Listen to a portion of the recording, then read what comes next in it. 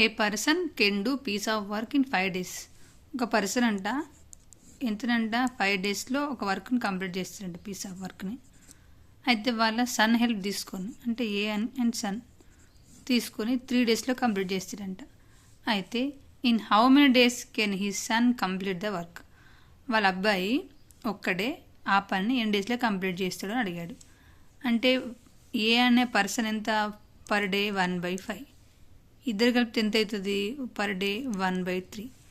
అంటే ఏంటి, ఇప్పుడు మనము ఏ ప్లస్ బి అనుకుంటే మైనస్ ఏ చేయాలి.